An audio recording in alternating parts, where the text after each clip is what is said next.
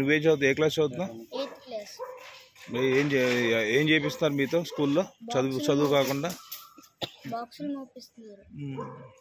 మీరు వెళ్ళని చెప్పాలిగా, మేము చదువుకుంటాకు వచ్చాం, మేము వెళ్ళని చెప్పాలిగా. మేము కేక్ తింటేకి వెళ్తే కన్నా సార్ అని ఒక ఆయన బాక్సులు మోపించడం, వైరు చుట్టించడం చేపించారు. మేము క్లాస్ ఉందో చదువుకోవాలని ఏం చెప్పలేదా? చెప్పలా, కొడతా అన్నారు, భయపెట్టారు. రోజు ఎప్పుడు అదే అలాగే చేపిస్తాడా? స్కూల్లో కూడా తిడతారు. చెప్పమ్మా, ఈ బాధ.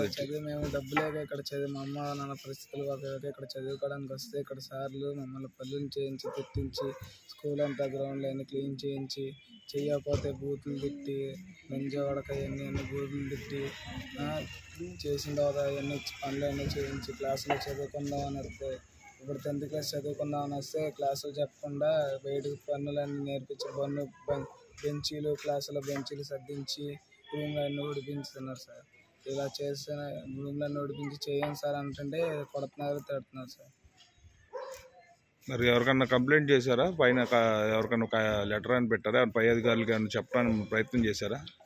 చెప్పడానికి ప్రయత్నం హెచ్ఎం సార్ చెప్తే, హెచ్ఎం సార్ ఏమో ఈయన చెప్తే ఏంటయ్యా ఇట్లా చేస్తున్నారని ఆయన అడిగితే ఆయన సాయంత్రం కర్ర తీసుకొని కొట్టి మమ్మల్ని ఇంకోసారి అలా చేస్తారా, ఇంకోసారి అలా చేస్తే మిమ్మల్ని ఇంకా గట్టి కొడతా, పనులు చేయకపోతే ఇంకా కొడతా, మీరేంటి ఏం పనులు మీరేం చేస్తున్నారు, ఎందుకు హెచ్ఎం గారు చెప్పారు, ఇంకోసారి చెప్తే మేము మామూలుగా ఉండదు అని బూతులు తిట్టి మొత్తం పనులు ఏమీ చేస్తున్నారు సార్. పేరేంటి?